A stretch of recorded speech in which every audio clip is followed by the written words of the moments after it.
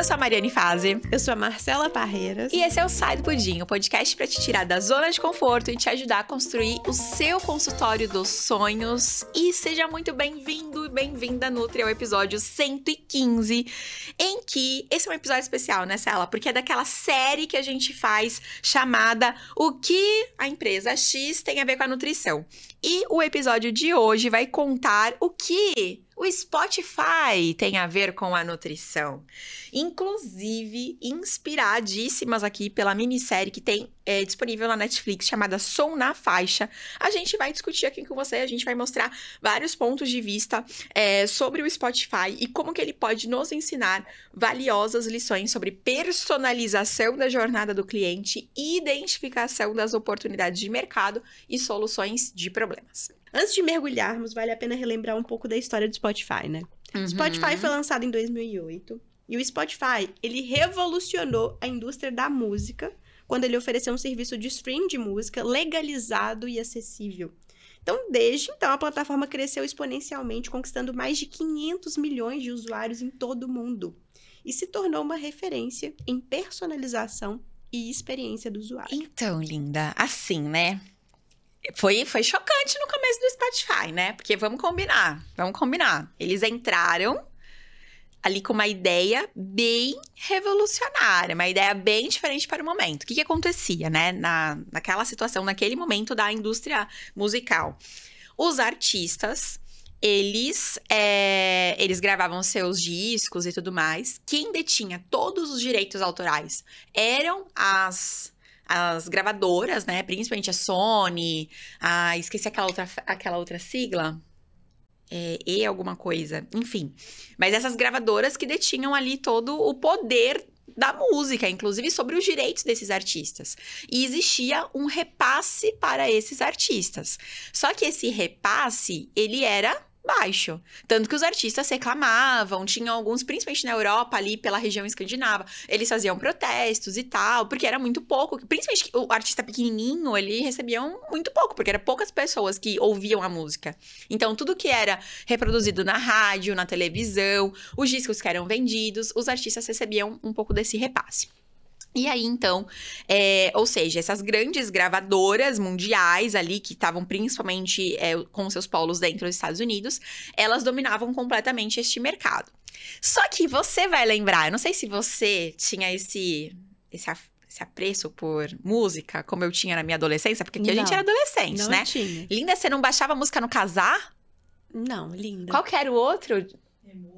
Emule? Você não baixava? Você não baixava? Nossa, como assim? Você não tinha sua playlistinha com as músicas do Linkin Park? Não, linda, eu não sou uma pessoa que tipo, eu amo música. Não, pois eu curto música, mas não tem isso. Nessa época, a gente fazia isso, entendeu? Entendi. Nessa épocazinha aqui, ó, 2003, 2004, né? Enfim, a gente fazia isso. Mas a gente minhas amigas faziam, eu escutava junto com elas. Isso, a gente baixava a música, a gente era pirateiro, entendeu? Inclusive, eram pirateira mesmo, pegava aqueles CDs, baixava esses trem, gravava o CD e distribuía pras amiguinhas. Isso, Mas eu não era pirateira, eu recebia o pirata. A gente comprava CD virgem na... Inclusive, tinha em BH... Sabe onde eu comprava CD pirata? Um negócio que existe até hoje. Tipo camelô, assim?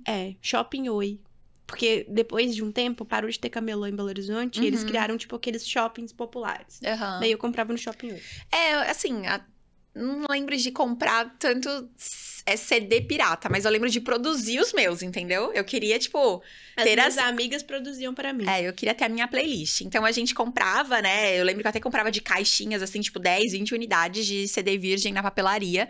Aí ia lá, gravava e tal, não sei o quê, blá, blá, blá. Enfim. Então, nessa época, a gente fazia isso. Sim. E aí, os artistas ficavam mais pé da vida ainda. Ou seja, porque o mundo estava consumindo a música deles sem pagar R$1. Uhum. E aí, o inventor, né, o fundador do Spotify, ele era uma pessoa que ele estava tentando ali numa carreira no mundo de marketing, mas ele nunca conseguia, enfim, ele tava com muita dificuldade, muitas dívidas, muitas questões. E aí, ele criou, sabe o que ele criou? A primeira coisa que ele criou?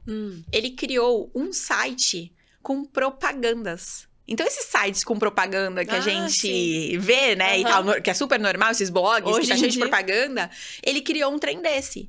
E aí, ele pegou e vendeu essa empresa. E ali eu não lembro exatamente qual que foi o valor que ele vendeu.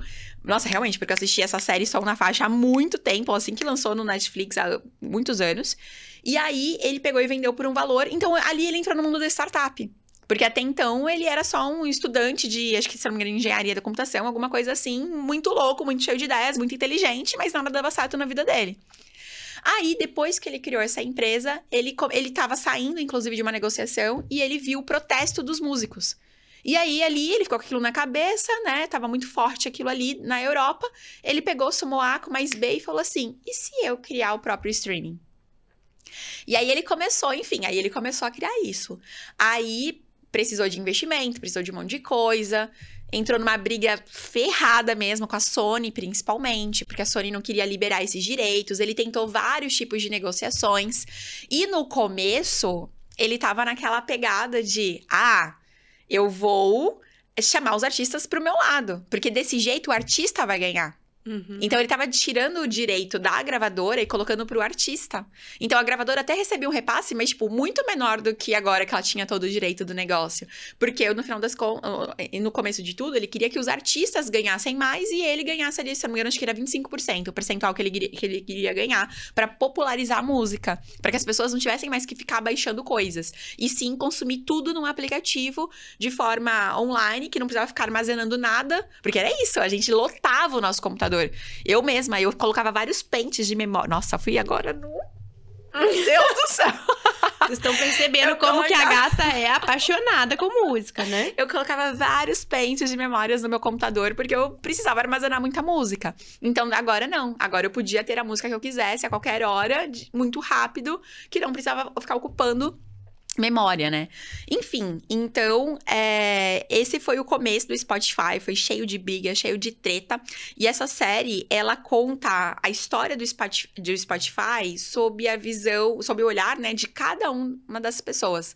Então, sob o olhar da Sony, sob o olhar da advogada que estava defendendo o Spotify, sobre o fundador do Spotify. Enfim, então, tipo, é uma série, acho que é rapidinha, ela tem acho que 7 episódios, mas ela conta sobre o ponto de vista de cada um deles. Inclusive da musicista, né, da cantora, enfim. Então, tipo, é muito legal. E aí, eu acredito que a gente pode tomar aqui alguns conhecimentos, né, algumas coisas que aconteceram nisso, a gente pode trazer. Eu acho que eu fui por muito tempo uma usuária do iTunes. Hoje eu estou no Spotify. Sendo bem sincera, eu acho que alguns recursos funcionam melhor no iTunes. Só que o Spotify, ele tem uma coisa que foi o que me trouxe pra ele. Porque assim, eu usei o iTunes acho que por tipo uns 7 anos. Sei lá, uns 6 anos. Desde que eu tenho iPhone. Aí nesse ano, no ano passado... Não agora em dezembro, tipo, no outro ano, ali em dezembro de 2022, a galera ficava compartilhando os tops de musiquinha, sabe? Ai, nossa, ouvi mais esse ano, ouvi mais isso. E aí eu falo, caramba, iTunes, tu nunca vai atualizar esse negócio? E aí, que obsoleto, né, esse aplicativo, gente, que nunca vai atualizar esse negócio. Tu acredita? Eu assinei o Spotify só por conta desse negócio. Sério? Sério. Aí eu comprei aí no pacote anual, né, pra poder pagar mais barato. Porque olha lá também, de novo, né, olha quando você vende um programa... Como que, tipo assim, de repente vira, né, mais atrativo pro olhar do cliente, que vê mais vantagem. Aí eu peguei o anual. E aí eu peguei e falei assim, nossa, que droga, né? Porque aí eu quero muito voltar pro iTunes. Mas tudo bem, é só eu voltar, né? Porque afinal de contas é R$100 e poucos, né? É só uma quiranagem. Eu adoro o Spotify. Uso o Spotify pra tudo. Então, eu acho ele legal... Mas o iTunes, ele era mais rápido, ele interagia muito melhor com o meu aplicativo do carro. Então, assim, vários momentos eu tô dirigindo e aí o Spotify para de tocar. Aí, se eu tá sem internet, ele também não funciona. E o iTunes, ele funcionava porque eu tinha todas as músicas, tipo, pré-baixadas. Enfim, então era... Você sabe que você pode baixar no Spotify também. Eu sei, mas é diferente do iTunes. O iTunes é muito mais intuitivo isso. E aí, no dia a dia, eu falo... Ai, nossa, eu não baixei essa música, que droga. Eu vou ficar sem nenhuma. Entendi. É diferente a interface, assim, como funciona. Mas, enfim. E aí... Mas eu acho que uma coisa muito forte, que é o que eu tô falando, me trouxe para o Spotify, é essa parada da personalização da jornada do cliente, né? Muito bom. E aí, olha só que louco, né? O que fez a Mari sair de um que ela tava 7 anos pra ir pro outro foi uma questão de poder... Olha, uma coisa muito social. De compartilhar com os amigos as músicas que ela escutou ao longo do ano. E aí eu me pergunto, o que o seu cliente quer compartilhar com os amigos dele sobre a evolução que ele teve com vocês? O que você pode usar para fazer, tipo, melhores momentos do seu cliente ao longo do ano, para que ele possa compartilhar e se gabar com os colegas, né? Sobre o que ele viveu com você. Porque, cara, assim, se a gente for pensar, dentro da nutrição, quando a pessoa tá em um processo com a gente, por exemplo, ela comprou o seu programa nutricional. Sim. Inclusive, tem essa ferramenta dentro do atendimento de impacto, né? Que é a linha do tempo do cliente. Sim. Ele vai tendo vários ganhos. E se você entregasse para ele no final do programa nutricional algo que fosse compartilhável? Sabe uma coisa que eu gosto bastante também? A gente pode pensar que o cliente que chega no final de um programa nutricional, ele sempre tem um motivo para celebrar. Então, dependendo do ticket do seu programa, você pode fazer ele celebrar de alguma forma. Por ele ter chegado até o final, ele ganha alguma coisa que é instagramável, que ele vai fazer questão de compartilhar e contar que ele chegou até o final. É uma mensagem que você pode dar para ele, uma mensagem que seja instagramável junto com o presente, algo que reconheça o esforço, a dedicação, o resultado dele. Sim, às vezes uma coisa simples, por exemplo, depois de um programa nutricional de introdução alimentar, um certificado para família de que, tipo assim, nessa casa mora uma família que sabe comer direitinho, sei lá, alguma coisa nesse sentido. Alguma coisa que coloca a pessoa pra cima, né? E que mostre que, tipo assim, cara, que ela tenha vontade de compartilhar. Sim. E é isso que eu tô falando, não necessariamente precisa ser um presente. Você não precisa comprar algo muito caro. Pode ser um certificado impresso, pode ser uma coisa que você, às vezes, envia de forma digital, mas enfim. E até imagino, né, a famíliazinha feliz, assim, com o certificadinho. Enfim, pode ser alguma coisa nesse sentido. Eu tô falando certificado porque é uma coisa super barata e que a gente entrega no final do grupo da terapia. Inclusive, eu falo isso lá dentro do atendimento de impacto. Eu entrego no final do grupo de terapia. E aí, todo mundo quer tirar uma foto individual comigo. E no último encontro, todo mundo faz um post com aquela foto do certificadinho e com uma declaração de como aquele processo foi importante. E sabe de uma coisa legal? Você pode, inclusive, comprar aquelas câmeras estilo Polaroid, tirar a foto e ter um lugar especial no seu consultório que você coleciona casos de sucesso. É verdade. E a pessoa fica com vontade de estar ali naquele momento. Pode ser um lugar bonito, tipo uma coisa instagramável lá mesmo, dentro na parede, igual a parede da... Isso. Lá dentro do atendimento de impacto, eu chamo isso de quadro de líderes, que é uma técnica de gamificação, né? E aí, é exatamente isso. Então, o quadro de líderes, ele pode ser, tipo, um quadro assim, com esse, né? De repente, uma parede que você coloca e você vai colocando vários pregadorzinhos bonitinhos, né? Clipezinhos bonitinhos e vai colocando aqui a foto com as pessoas. Como pode ser como a nossa, né? Que a nossa é um pouco mais ousada, né? Que é literalmente escrever o nome das pessoas que chegam na meta numa paredona lá gigante. E a gente vai colecionando. A gente vai colecionando nomes ali. E também é importante, tanto pro... Isso reflete um monte de coisa. A nossa motivação, que a gente vê aquela parede cada vez maior, ou seja, o nosso trabalho impacta cada vez mais pessoas. É muito legal, porque às vezes eu tô ali naquela sala de reunião e eu fico olhando para aqueles nomes e eu fico, nossa... A fulana, a ciclana, a beltrana. Ou, nossa, o que será que aquela pessoa tá agora? Como que será que ela tá e tal? Então, isso é muito legal. E é claro, é uma prova social, né? Porque o cliente que chega e ele vê, assim, tantos nomes ali, ou tantas fotos ali numa parede, aquilo, né, é impacto. Fala, caramba, muita gente passou por aqui, muita gente mudou de vida depois desse tratamento. Eu também quero... E aí eles começam a desejar. Quero o nome na parede. Quero minha foto na parede.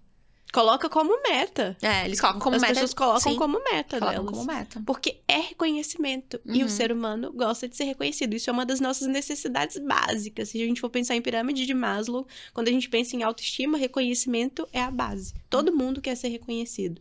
Então, eu me esforcei, eu fiz algo diferente e eu quero que as pessoas saibam disso. Eu quero contar para o mundo que... E aí, essa é uma parte importante. E que tem tudo a ver com o porquê que você saiu do iTunes e foi pro Spotify. Você queria compartilhar o seu gosto musical com seus amigos. E é isso. E a porcaria do iTunes não fazia. E você falou, quero o coleguinha. Exatamente. Muito bem. Bom. Bom, aqui também, né? Então, existe a criação de playlists. E toda a personalização. Deixa eu abrir o Spotify. Vamos abrir o Spotify aqui, Marcela. Abre aí. Que eu tô sem meu celular. Eu tenho as minhas pastinhas, inclusive eu uso muito para trabalho. Porque, por exemplo, quando eu faço as minhas dinâmicas de forte impacto emocional, eu trabalho 5 sentidos, né? E aí, tem a música para cada momento da intervenção que eu faço. Inclusive, ontem, no Panteão do Olimpo, minha filha, fiz um negócio babado lá. O pessoal gostou bastante.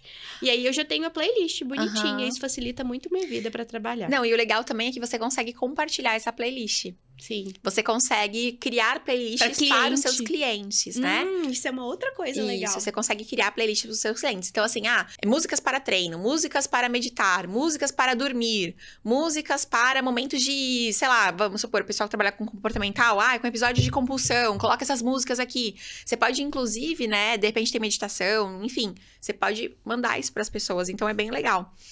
Pode ter a playlist do seu consultório e aí se torna aquele marco também que você compartilha com o pessoal com musiquinhas mais legais. Enfim, isso é bem legal.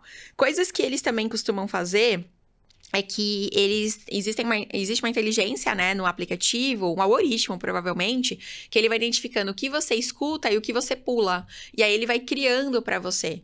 Igual, tem os dailies, né? Então, pra mim, aqui, sempre tem os dailies mix de músicas nacionais e músicas internacionais. Eu adoro esses dailies. E aí, também. ele, às vezes, vem trazendo umas músicas que eu falo assim, nossa, gente, voltei pra 2004, o que pra que me eu atualizar ou pra fazer remember? Geralmente os meus é mais remember aqui, não traz música nova, não. Mas eles, realmente, eles têm umas playlists aqui, tipo, talvez você goste, né? Talvez você goste e tal. Então, é bem legal aqui. As sugestões, né? Realmente fazer uma jornada personalizada pro cliente, né? Agora, pensando não só na Spotify, mas para tudo que traz o conceito de inovação, é esse olhar para identificar uma oportunidade no mercado, né? Sempre uma inovação, ela vem de uma solução de um problema. De um jeito que ninguém pensou. E não é tipo assim, ter que inventar a roda. É igual você falou, é casar o A com o B e criar o C. Uhum. É pegar coisas que já existem, juntar de um jeito diferente e colocar no mundo. E aí, como que a gente faz isso no dia a dia, atendendo os nossos clientes? Escutando. Uhum. Escutando o que o cliente está falando e não minimizando a dor dele. Qual que é a necessidade que ele está trazendo? Porque, às vezes, o cliente, ele te dá. A fala dele te traz uma inovação. E a gente ignora isso, às vezes. Então, estar atento no dia a dia para poder pensar uma coisa que o cliente está vendo como dificuldade, você poderia solucionar. Inclusive, um dos episódios que a gente gravou, a gente falou sobre um e-book, né, que você, inclusive, usa na Trivita, sobre o que o cliente pode comer de gostoso nos restaurantes da cidade. Uhum. Isso vem, se você for pensar, vem de uma dor. Toda dor, você pode pensar numa solução, um jeito criativo de resolver. Às vezes é criar um e-book, né? Então, essa escuta para entender o que é difícil para ele e se questionar, né? Sair da zona de conforto. E ao invés de falar, é só fazer isso aqui, é só fazer aquilo, é pensar, beleza, respira. Ele tá achando isso difícil. Qual que é o outro jeito de fazer isso? E às vezes a gente vai ter que ir contra a nossa cabeça mesmo, que fala, cara, é tão simples. É só fazer isso aqui, isso aqui. Tá, mas ele não tá achando simples. E não é para você, é pro cliente, né? Então, sair desse lugar de... porque às vezes o nosso conhecimento, ele emburrece a gente, né? Ele coloca a gente num lugar de julgar o outro. Ou a gente acha que tudo é bobo e tudo é óbvio. Tudo é bobo, tudo é óbvio. Não, mas isso é muito fácil, todo mundo sabe. Aí a gente fica querendo catequizar o cliente em relação ao que ele tem que fazer. E no fundo, não é isso que ele quer. Uhum. Ele quer a outra coisa. E aí a gente vai ter que respirar e falar, tá, então... como que a gente vai criar essa solução para ele? Como que a gente vai entregar isso aqui de forma mais simples para ele? Isso é um exercício, né? Uhum. É um exercício que a gente tem que ficar fazendo o tempo inteiro e que tira a gente da zona de conforto com força. Quanto mais a gente sabe, mais a gente precisa fazer esse exercício. Sabe uma coisa? Eu acho que é um exercício que precisamos de presença. Quando você está 100% presente... conversando com uma pessoa, 100% presente, atendendo um cliente, você consegue prestar mais atenção no que ele tá fazendo, no que ele tá falando, e você consegue fazer melhor essas sinapses, essas ligaçõezinhas de, tipo, ideia A, ideia B, e gera um conhecimento C, sabe? Por exemplo, essa semana, eu estava dando uma aula, e aí, assim, uma pessoa falou um negócio no comentário, que não necessariamente tinha a ver, mas eu já tinha pensado em outra coisa, porque eu já tinha escrito um post, e aí na hora eu consegui fazer uma metáfora relacionada a uma obra. Tipo assim, isso aqui é como se fosse construir uma obra, e você é a engenheira dessa obra que tem que ir lá toda semana, e taranã, porque senão a obra não vai andar. Enfim, e aí depois eu fiquei assim, caramba, tipo, que metáfora legal pra explicar esse tipo de coisa. Mas por quê? Porque eu estava presente. Eu estava, assim, tudo bem, eu estava dando aula para um computador, para uma câmera, estava. Mas eu estava 100% focada no que eu estava fazendo. E o que às vezes eu vejo, e eu fiz muito isso no passado, e aí depois em algum momento, sei lá, acho que talvez em 2015, mais ou menos, eu falei assim, o que eu tô fazendo da minha vida? O que acontecia? Eu atendia com o computador aqui, né? Então vamos simular aqui. Eu atendia com o computador aqui, você era minha paciente, você tava aí do outro lado da mesa, você não tem nem noção, tá rolando no meu computador. E aqui eu deixava um monte de aba, WhatsApp aberto, né? Aquela um monte de aba. Então, enquanto eu estava falando aqui com você, aí desce aqui a notificaçãozinha, ou, sei lá, Facebook na época, né? Eu usava muito. Desce aqui a notificaçãozinha, sei lá, do Leandro. Amor, preciso falar com você.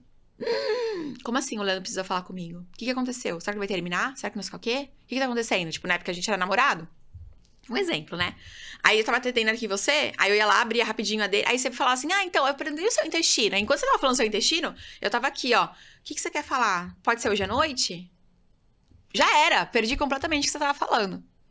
Eu nunca tive uma reclamação em relação a isso. Nunca. Mas, em algum momento, eu mesma tive um estalo que eu falei assim, o que eu tô fazendo? O cliente tá vindo aqui, tipo, minha consulta não é uma consulta barata, e eu não tô prestando atenção no que ele tá falando. Sabe quando que vinha? Na verdade, sabe quando que eu me prejudicava? Na hora que eu tinha que montar cardápio? Você não lembrava nada. Ou eu não lembrava, ou eu, tipo assim, eu tava falando aqui com o cliente, e aí ele falava assim, não, mas eu tenho intolerância à lactose e tal, acabei de falar. Aí eu, é verdade, nossa, eu já atendi muita gente hoje. E no final das contas, era o quê? Eu não tava presente pro que ele tava falando. Porque, assim, e outra coisa, às vezes ficava até meio que, sabe aquela pessoa que fala mais devagar e tal? E às vezes eu ficava assim, tipo, passeando em aba, tipo, G1. Aí ficava lá, deixa eu dar uma folhadinha assim. Cara, é ridículo. E eu tô assumindo aqui um comportamento que eu fazia, porque eu sei que com certeza muita gente deve fazer também. Muita gente. Toda vez que eu falo isso, o pessoal fala, é verdade, tenho que parar de fazer isso e tal. Cara, porque assim, tanto que hoje quando eu estou atendendo um cliente, não tem mais nenhuma outra aba aberta. Nenhuma outra aba aberta. Sabe? Nem WhatsApp, não tem nada. Eu fecho absolutamente tudo. Porque eu quero estar 100% focada. Porque eu sei que se tiver um Slackzinho aberto, né, que é o nosso aplicativo que a gente usa na empresa, eu vou cair na tentação. Eu vou cair na tentação.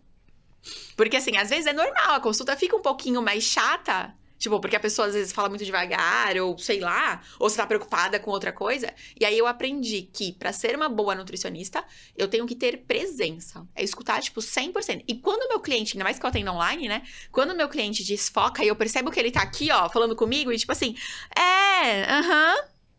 eu puxo e eu falo assim, fulano, tu tá presente aqui, tá 100% presente aqui com a gente?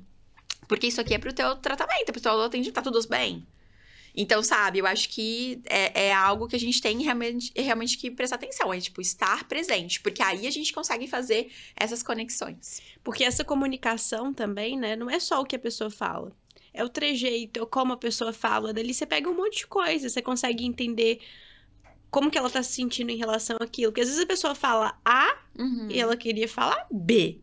Aí ela acha que era assim, e aí você falou uma coisa, ela não entendeu bulhufas do que você falou.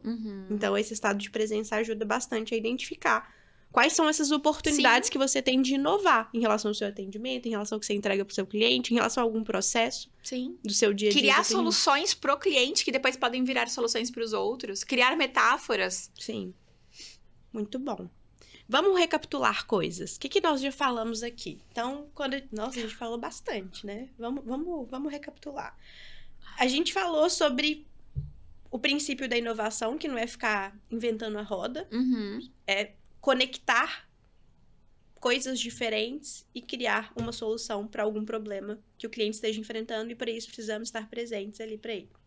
Essa questão do melhores do ano é algo que a gente pode trazer para o nosso dia a dia. Para você que tem programa nutricional, fica ainda mais fácil para materializar a jornada. Assim, ó, tipo, os alimentos, as refeições mais comidas. Aqui a palavra comida fica estranha, mas tipo os assim, melhores diários alimentares que avaliei.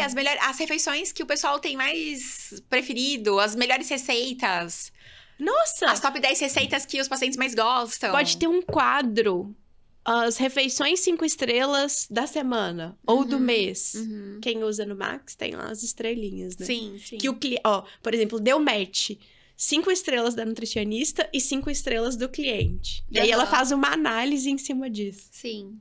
Eu acho que pode ser tanto fazendo os tops, né? Os quadros em relação aos clientes. Quem são os melhores, os mais, sei lá, os que mais aderiram, os que mais fizeram coisas, quanto, tipo assim, as receitas que os meus clientes mais preferem, tipo, as 10 receitas que os pacientes mais querem, enfim, sabe, meio que fazer um top. Então, acho que pode funcionar isso também. Muito bom, muito bom. Que é essa ideia do mais ouvidos do ano do Spotify, né?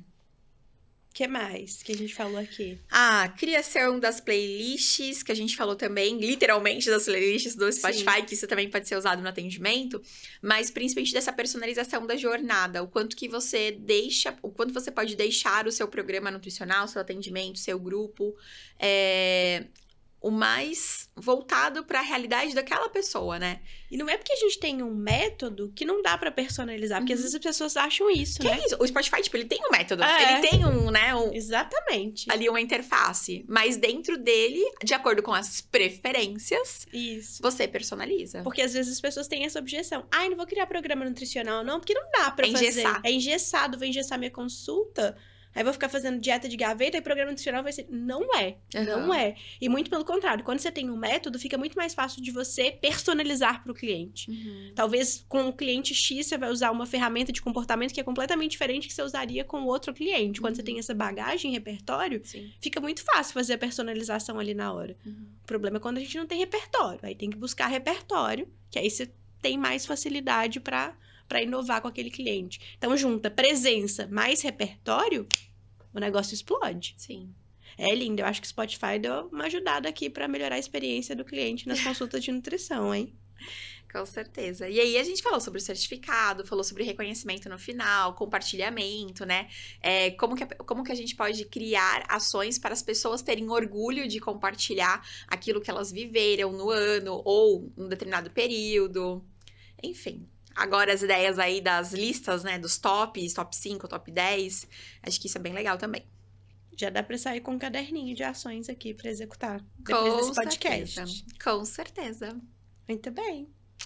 Muito bem, Nutri. Então, muito obrigada por estar com a gente em mais um episódio. Se você tá assistindo a gente no YouTube, já se inscreva no canal para receber as notificações dos próximos episódios do Sai do Pudim e também os outros vídeos que a gente posta aqui. E para quem escuta a gente no Spotify ou em qualquer outra plataforma de áudio, também é só seguir o Sai do Pudim para receber os próximos episódios, né, as notificações dos próximos episódios. Mas, de qualquer forma, toda semana tem episódio novo liberado aqui pra você, tá bom? Nutri, falando em Spotify, se o Sai do Pudim for o podcast mais ouvido no final do ano, marca a gente lá que a gente vai adorar saber. Todo final do ano a gente recebe marcações do Sai do Pudim e eu quero ver a sua. Um beijo e até lá. Até o próximo e Sai do Pudim. Sai do Pudim, Nutri!